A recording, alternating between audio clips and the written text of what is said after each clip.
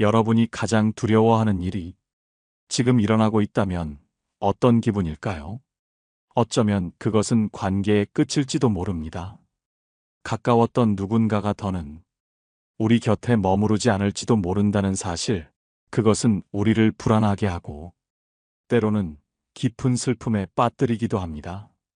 그 사람과 함께한 시간들은 분명 소중했을 것입니다. 그러나 인연이라는 것은 서로의 노력이 있어야만 지속될 수 있는 것입니다. 어느 한쪽의 노력만으로 이어지는 관계는 언젠가 균형을 잃고 결국 끝을 맞이하게 됩니다. 오늘 우리는 바로 그런 순간에 대해 이야기를 나눠보려고 합니다. 이 신호가 보이면 인연은 완전히 끝났다. 미련 없이 보내라. 아마 이 주제를 듣고 이미 누군가가 떠오르는 분들도 있을 것입니다. 떠오른 그 사람은 여러분에게 어떤 존재였나요? 그 인연을 떠올릴 때 여러분은 행복했나요? 아니면 지치고 힘들었나요? 이 질문에 답을 떠올리며 오늘 방송을 함께 들어보시길 바랍니다. 제가 오늘 이 이야기를 하기로 마음먹은 이유는 최근에 들었던 한 사연이 너무나 인상 깊었기 때문입니다. 어느 중년 여성이 들려준 이야기입니다. 그녀는 자신의 삶에서 가장 소중했던 친구와 멀어졌다는 이야기를 들려주었습니다. 오랜 시간 우정을 나눴던 친구였고 서로의 모든 것을 알고 있다고 믿었기에 그녀는 그 관계가 결코 변하지 않을 것이라고 생각했습니다. 하지만 어느 날부터인가 친구는 점점 그녀와의 만남을 피하기 시작했습니다. 연락도 뜸해지고 모임에도 참석하지 않았습니다. 처음에는 그 친구가 바쁜 것이라고 생각하며 기다렸지만 시간이 지나도 상황은 변하지 않았습니다. 더욱이 그녀가 먼저 연락을 하면 친구는 피곤한 핑계를 대거나 답변조차 하지 않는 일이 많아졌습니다. 그러다 어느 날 그녀는 우연히 그 친구의 다른 지인을 만났습니다. 그 만남에서 듣게 된 충격적인 사실은 그 친구가 그녀에 대해 불만을 털어놓으며 뒷담화를 했다는 것이었습니다. 그녀는 배신감을 느꼈지만 자신이 무엇을 잘못했는지조차 알 수 없었습니다. 마음속에는 혼란과 슬픔이 가득 찼습니다. 그녀는 여전히 그 친구를 붙잡고 싶었지만 이런 상황에서 과연 관계를 이어가야 할지 고민이 들었습니다. 이 사연을 들으며 저는 우리가 살면서 경험하는 인연의 끝에 대해 다시 한번 생각하게 되었습니다. 때로는 우리가 아무리 애써도 관계가 이미 끝나버린 것을 받아들여야 할 때가 있습니다. 하지만 그 끝을 알아차리고 그 끝을 받아들이는 것은 결코 쉬운 일이 아닙니다. 그래서 오늘 저는 여러분과 함께 관계의 끝을 알리는 5가지 신호에 대해 이야기하려고 합니다. 이 신호들은 관계가 더는 회복될 수 없다는 것을 알려줍니다. 여러분의 삶에서 이런 신호가 보인다면 그 인연은 여러분에게 더 이상 긍정적인 영향을 끼치지 못할 가능성이 큽니다. 이를 통해 우리가 어떻게 더 건강한 관계를 만들어갈 수 있을지 함께 고민해보는 시간을 가져보겠습니다. 이번 방송에서는 단순히 관계의 끝을 이야기하는 데 그치지 않고 그 끝을 받아들이는 데 필요한 용기와 방법에 대해서도 다룰 예정입니다. 사연 속 주인공처럼 여러분도 끝을 받아들이기 어려운 상황에 놓인 적이 있을 것입니다. 하지만 우리는 이러한 순간을 통해 더 나은 삶으로 나아갈 수 있습니다. 왜냐하면 인연의 끝은 곧 새로운 시작을 알리는 신호이기 때문입니다. 이제 우리가 알아야 할 5가지 신호에 대해 차근차근 살펴보도록 하겠습니다. 우리는 살면서 수많은 관계를 맺습니다. 가족, 친구, 연인, 동료까지 다양한 사람들이 우리의 인생에 스쳐 지나가거나 머물러 있습니다. 그중 어떤 관계는 우리에게 커다란 위안을 주지만 어떤 관계는 우리를 점점 지치게 만들기도 합니다. 오늘 이야기할 첫 번째 신호는 바로 상대방이 점점 여러분을 회피하는 것입니다. 상대방이 여러분과의 대화를 피하거나 만남을 계속 미루는 상황이 반복된다면 그 관계는 이미 균열이 생기고 있을 가능성이 큽니다. 제가 알고 지내던 한 후배의 이야기를 나눠보겠습니다. 그녀는 대학 시절 친했던 친구와 졸업 후에도 꾸준히 연락하며 지냈습니다. 둘은 언제나 서로의 고민을 나누고 기쁜 일이 있을 때는 진심으로 축하해 주었습니다. 하지만 어느 날부터인가 친구는 자꾸 바쁘다는 이유로 만남을 미뤘고 연락도 늦게 답하거나 아예 답이 없는 날이 많아졌습니다. 처음에는 그녀도 친구가 정말로 바쁜 것이라 생각하고 기다렸습니다. 그런데 시간이 지날수록 친구는 점점 더 멀어져 갔습니다. 그녀가 먼저 연락을 하면 친구는 피곤하다거나 일이 많다는 말을 반복하며 구체적인 약속을 피했습니다. 결국 그녀는 그 관계에서 느껴지는 거리감에 상처를 받기 시작했습니다. 그래서 어느 날 용기를 내어 친구에게 솔직한 마음을 털어놓았습니다. 하지만 친구의 반응은 그녀를 더 큰 실망으로 몰아넣었습니다. 내가 너무 집착하는 것 같아. 친구는 그렇게 말하며 관계의 변화를 그녀의 탓으로 돌렸습니다. 이 이야기를 들으며 저는 그녀의 심정을 깊이 공감했습니다. 사람은 누구나 가까운 관계가 멀어지는 것을 두려워합니다. 하지만 상대방이 의도적으로 거리를 두고 있다면 그 이유는 생각보다 단순할 수 있습니다. 그 관계가 더 이상 그들에게 중요한 의미를 주지 않기 때문입니다. 여러분도 혹시 이런 경험을 해본 적이 있으신가요? 어느 날부터인가 상대방이 여러분을 피하는 듯한 느낌을 받은 적은 없었나요? 그럴 때 우리는 종종 스스로를 탓합니다. 내가 잘못했나, 내가 부족한가라는 생각이 머릿속을 가득 채웁니다. 그러나 관계는 두 사람의 노력으로 유지되는 것입니다. 한쪽만이 계속해서 다리를 놓으려 애쓴다면 그 관계는 결국 한쪽의 짐이 되어 무너지기 마련입니다. 이번에는 우리가 흔히 놓치는 중요한 부분에 대해 생각해 보겠습니다. 상대방이 여러분을 회피하기 시작하는 것은 단순히 그들이 바쁘거나 힘들어서가 아닐 수 있습니다. 그들은 이미 관계를 끝낼 준비를 하고 있을지도 모릅니다. 그리고 여러분이 그것을 알아차리지 못하도록 점점 더 미묘한 방식으로 거리를 두는 경우도 있습니다. 이런 신호를 무시하고 계속 다가가려 한다면 그 결과는 더 큰 상처와 실망으로 돌아올 가능성이 높습니다. 철학자 아우렐리우스는 이렇게 말했습니다. 다른 사람의 행동에 상처받지 마라. 그 행동이 그들의 선택이고 너는 너의 선택을 하면 된다. 이 말처럼 상대방의 회피는 그들의 선택일 수 있습니다. 그리고 우리는 그 선택에 지나치게 집착하기보다는 스스로를 지키고 더 건강한 관계를 만들어갈 선택을 해야 합니다. 이번에는 관계의 끝을 받아들이는 것이 어떻게 우리에게 새로운 시작을 의미할 수 있는지 살펴보겠습니다. 때로는 끝이 새로운 기회를 만들어준다는 사실을 기억하며 우리는 더 나은 방향으로 나아갈 수 있습니다. 사람은 누구나 누군가와 관계를 맺으며 살아갑니다. 그 관계 속에서 우리는 기쁨과 위로를 얻기도 하지만 반대로 상처를 주고받으며 괴로움을 느끼기도 합니다. 특히 관계가 멀어지는 신호를 마주했을 때 우리는 이를 부정하거나 애써 외면하려는 경향이 있습니다. 두 번째로 살펴볼 신호는 상대방이 여러분을 존중하지 않는 태도를 보이는 것입니다. 관계에서 존중은 가장 기본적인 요소입니다. 하지만 존중이 사라진 관계는 더 이상 평등할 수 없고 결국 한쪽의 희생과 부담만을 요구하게 됩니다. 예를 들어 한 회사에서 있었던 이야기를 나눠보겠습니다. 제가 아는 한 직장인은 동료와 오랜 시간 함께 일해왔습니다. 그는 항상 동료를 믿고 의지하며 팀의 성공을 위해 최선을 다했습니다.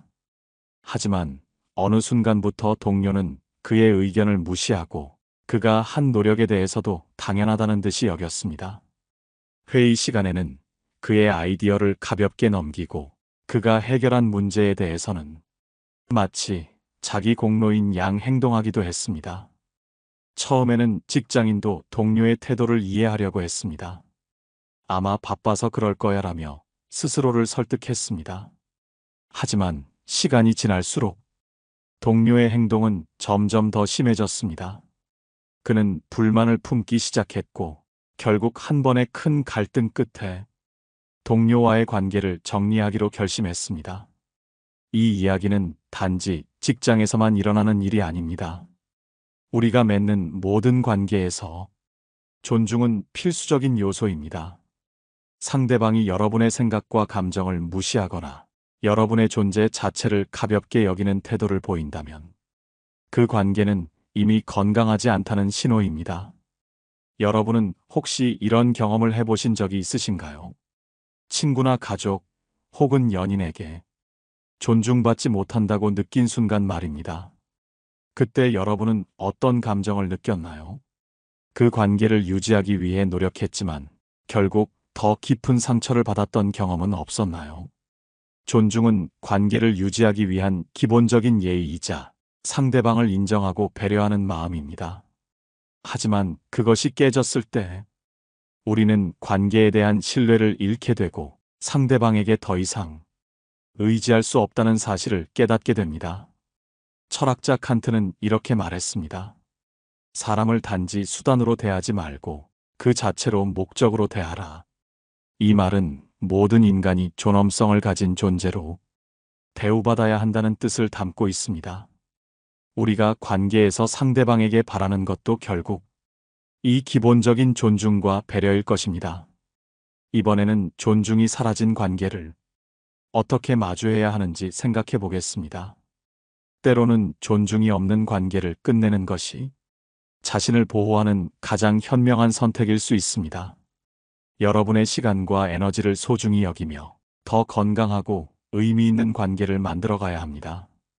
존중이 사라진 관계를 정리해야 할 때 많은 사람들이 가장 먼저 느끼는 것은 죄책감과 두려움입니다. 혹시라도 내가 너무 쉽게 관계를 포기하는 것은 아닌지, 혹은 상대방이 나 없이 힘들어하지 않을지 걱정하며 스스로를 괴롭히곤 합니다. 그러나 세 번째 신호를 마주했다면 이제는 관계를 정리할 때가 된 것입니다. 그 신호는 바로 여러분만 일방적으로 노력하고 있다는 사실입니다. 관계는 양쪽의 노력으로 이루어져야 합니다. 한 사람이 끊임없이 무언가를 주고 다른 한 사람은 그것을 당연히 받아들인다면 그 관계는 이미 균형을 잃은 상태입니다. 이런 사례를 이야기해 보겠습니다. 어떤 여성은 수년간 친구를 위해 정말 많은 시간과 노력을 쏟았습니다. 친구가 힘들어할 때마다 달려가 위로의 말을 전했고 힘든 상황을 함께 극복하기 위해 시간과 물질을 아끼지 않았습니다. 하지만 그녀가 힘든 상황에 처했을 때 친구는 전혀 다른 태도를 보였습니다. 내가 잘 해결하겠지. 나는 지금 너무 바빠서 신경 쓸 여유가 없어. 이런 말로 그녀의 어려움을 외면했습니다. 여성은 처음에는 친구를 이해하려 했습니다. 아마 진짜 바쁜가 보지. 내가 너무 의지하려는 건 아닐까? 이렇게 스스로를 설득하며 관계를 유지하기 위해 노력했습니다. 하지만 시간이 지나도 친구는 변하지 않았고 그녀는 결국 더 이상 이 관계를 이어가는 것이 의미 없다는 결론에 도달했습니다. 이 이야기는 단지 친구 사이에서만 일어나는 일이 아닙니다. 가족, 연인, 동료와의 관계에서도 한쪽이 일방적으로 노력하는 관계는 결국 지친 쪽이 포기하게 됩니다. 여러분의 마음속에서도 이런 경험이 떠오르지 않나요? 내가 모든 것을 다 주고 있는 것 같은데 상대방은 그저 받아들이기만 하고 전혀 돌아오는 것이 없는 관계 말입니다. 철학자 쇼펜하우어는 인간관계에 대해 이렇게 말했습니다. 인간의 이기심은 그 자체로 해롭지 않다. 그러나 그것이 타인의 희생을 요구할 때 그 관계는 깨질 수밖에 없다. 이는 한쪽의 희생만을 요구하는 관계가 결코 지속될 수 없음을 보여줍니다. 여러분은 지금 어떤 관계를 맺고 있나요? 혹시 여러분만 노력하고 있는 관계가 있다면 그 관계를 계속 끌고 가야 할 이유가 정말 있는지 되돌아보세요. 관계는 함께 만들어가는 것입니다. 상대방이 여러분의 노력을 당연히 여기고 자신의 책임을 회피하고 있다면 그 관계는 이미 한쪽으로 기울어진 배와 같습니다. 이번에는 일방적인 관계를 끝낼 용기를 어떻게 낼 수 있을지 이야기해 보겠습니다. 죄책감이나 두려움에 얽매이지 말고 여러분의 삶과 감정을 스스로 존중하며 균형 잡힌 관계를 찾아 나가야 합니다. 그것이 여러분을 위한 최선의 선택일 것입니다. 한쪽으로 기울어진 관계를 정리할 때 가장 큰 걸림돌은 바로 상대방이 나에게 했던 좋은 기억입니다. 어느 관계에서나 좋았던 순간은 반드시 존재합니다. 특히 그 순간들이 생생히 떠오르면 우리는 쉽게 결정을 내리지 못하고 관계를 붙잡으려는 마음이 생기기 마련입니다.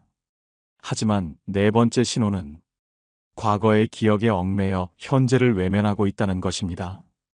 과거가 아무리 아름다웠더라도 지금 이 순간이 고통이라면 그 관계는 이미 과거 속에 머물고 있다는 뜻입니다. 실제로 많은 사람들이 과거의 좋은 기억 때문에 현재의 자신을 희생하며 관계를 유지합니다. 한 남성의 이야기를 예로 들어보겠습니다. 그는 10년 넘게 절친했던 친구와 더 이상 연락을 하지 않기로 했습니다. 그 친구는 학창 시절 그가 힘들었던 시기에 큰 위로와 도움을 주었던 사람입니다. 하지만 시간이 지나며 그 친구는 그의 고민을 귀담아 듣지도 않고 자신의 이야기만 늘어놓는 사람이 되었습니다. 상대의 말에 공감하거나 배려하지 않고 오히려 자신의 일에만 몰두하며 그의 존재를 점점 가볍게 여겼습니다. 남성은 그 친구와의 추억을 떠올리며 그때 그가 없었더라면 나는 정말 힘들었을 거야. 이 사람은 내 인생에서 중요한 사람인데 내가 너무 쉽게 포기하는 건 아닐까? 이런 생각으로 몇 년을 더 관계를 이어갔습니다. 그러나 현재의 모습은 과거와 너무 달랐고 결국 그는 큰 결심을 내리게 되었습니다. 과거의 기억은 고마운 것이지만 현재의 내가 그 기억에 얽매여 고통받는다면 그것은 더 이상 건강한 관계가 아니다. 이 이야기는 우리에게 중요한 교훈을 줍니다. 관계는 과거에 좋았던 순간이 아니라 현재의 상호작용과 감정으로 유지되는 것입니다. 과거의 추억은 우리가 그 관계를 소중히 여길 이유가 될 수 있지만 지금의 여러분이 그 관계에서 행복하지 않다면 그 추억은 단지 과거일 뿐입니다. 이와 관련하여 공자는 지난 일을 후회하지 말고 앞으로의 일을 두려워하지 말라는 가르침을 남겼습니다. 이는 과거에 좋았던 순간에 갇히지 말고 지금의 상황을 냉정히 바라보라는 뜻입니다. 여러분은 지금 과거의 기억 때문에 현재를 희생하고 있는 관계가 있지 않나요? 어떤 관계에서든 과거에 좋았던 기억은 현재의 고통을 덮을 만큼 강력하지 않습니다. 그 고통이 지속된다면 과거의 기억을 감사히 간직한 채 현재를 기준으로 관계를 판단해야 합니다. 과거에 좋았던 추억은 여러분의 결정을 존중하며 여러분의 선택을 비난하지 않을 것입니다. 이번에는 우리가 과거와 현재를 어떻게 균형 있게 바라보고 스스로를 위한 결정을 내릴 수 있을지 이야기해 보겠습니다.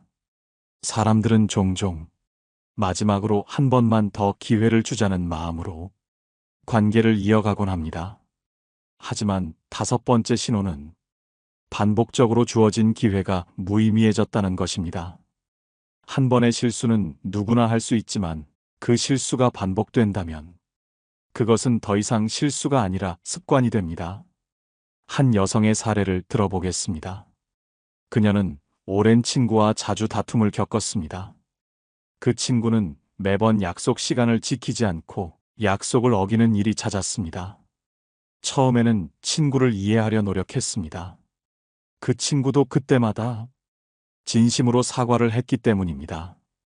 이번엔 정말 미안해. 다시는 이런 일이 없을 거야. 그 말에 그녀는 마음을 열고 또다시 기회를 주었습니다. 하지만 시간이 지날수록 그 친구의 행동은 변하지 않았습니다. 오히려 약속을 지키지 않는 일이 당연한 것처럼 느껴졌습니다. 사과의 말은 여전히 진심처럼 들렸지만 그 행동은 여전히 개선되지 않았습니다. 여성은 스스로에게 물었습니다. 내가 이 친구에게 기대할 수 있는 게 무엇일까? 나는 왜 계속해서 상처를 받고 있을까? 그녀는 결국 결론을 내렸습니다. 사람이 변하지 않는다는 것은 말보다 행동이 증명하는 것이다. 이 관계에서 나는 아무리 많은 기회를 줘도 결국 반복되는 실망만 돌아올 뿐이다. 그녀는 그 친구와의 관계를 정리하기로 했습니다. 더 이상 자신을 희생하며 무의미한 기회를 줄 이유가 없다는 것을 깨달은 것입니다. 이와 관련된 철학자의 말을 빌리자면 프랑스 철학자 몽테뉴는 이렇게 말했습니다. 습관은 인간의 본성을 이루는 또 다른 형태다. 이는 누군가의 반복되는 행동이 그 사람의 본질을 보여준다는 뜻입니다. 기회란 상대방이 스스로를 돌아보고 변화할 수 있는 시간을 주기 위한 것입니다. 그러나 그 기회가 습관처럼 반복되어 의미를 잃는다면 그것은 더 이상 관계를 위한 기회가 아니라 여러분 자신의 고통을 연장하는 것이 됩니다. 여러분이 누군가에게 많은 기회를 주었다면 그리고 그 기회가 계속해서 아무런 변화를 만들어내지 못했다면 그 관계는 이미 끝난 것일 가능성이 높습니다. 기회는 상대방이 변화를 통해 더 나은 관계를 만들어 가도록 하는 도구이지 끝없이 반복되는 패턴 속에서 여러분이 고통받도록 하는 수단이 아닙니다. 여러분은 지금 어떤 관계에서 스스로에게 이런 질문을 해볼 수 있을 것입니다. 나는 몇 번이나 이 관계를 위해 기다렸고 그 결과는 무엇이었는가? 스스로에게 솔직히 답한다면 그 관계가 여러분의 삶에 더 이상 긍정적인 영향을 주지 못한다는 것을 깨닫게 될지도 모릅니다. 이번에는 관계에서 주어진 기회가 여러분 자신에게 어떤 의미를 가지는지 그리고 그 기회를 끝내야 할 때의 기준에 대해 깊이 생각해 보도록 하겠습니다. 마지막 신호까지 살펴본 지금 여러분은 스스로를 돌아보며 이미 마음속에 답을 내리고 있을지도 모릅니다. 그럼에도 불구하고 이제 마지막으로 중요한 질문을 던져야 할 때입니다. 그 관계에서 여러분은 진정으로 행복했습니까? 많은 사람들이 관계를 지속하는 이유는 그 안에서의 행복이 아니라 잃는 것에 대한 두려움 때문입니다. 이 관계를 놓아버리면 나에게는 아무것도 남지 않을 거야. 혼자가 되면 더 외로워질 거야. 이런 두려움은 인간의 본능적 감정입니다. 그러나 이런 감정은 우리로 하여금 관계의 본질을 보지 못하게 하고 그저 현재의 고통을 견디게 만드는 구실이 되곤 합니다. 한 남성의 이야기를 떠올려 봅시다. 그는 연인과의 관계를 계속 이어가고 있었습니다. 그 연인은 항상 자신을 비난했고 그를 존중하지 않았습니다. 하지만 그는 그 관계를 끊지 못했습니다.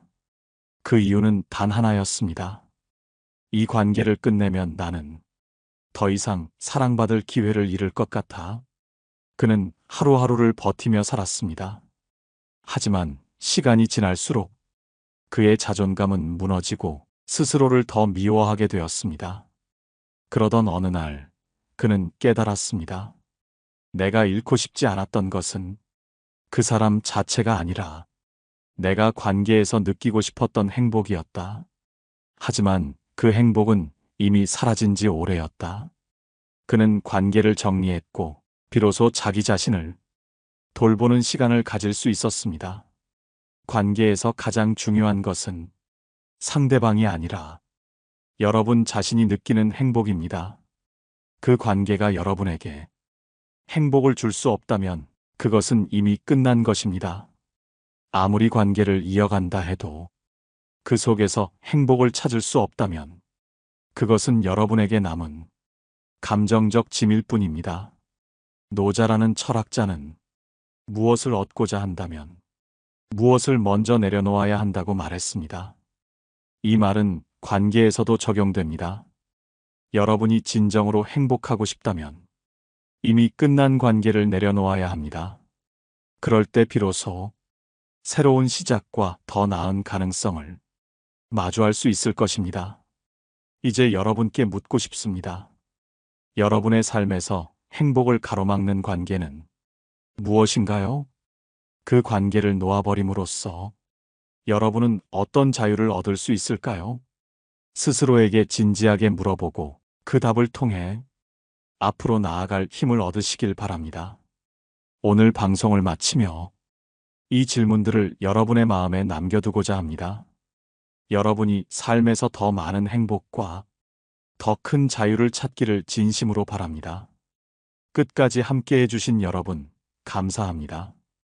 구독과 댓글로 여러분의 생각을 나눠주시면 더 풍성한 이야기를 이어갈 수 있을 것입니다. 다음 시간에도 더 깊고 공감되는 주제로 찾아뵙겠습니다. 건강하고 행복한 하루 보내세요. 깨달음의 광장이었습니다.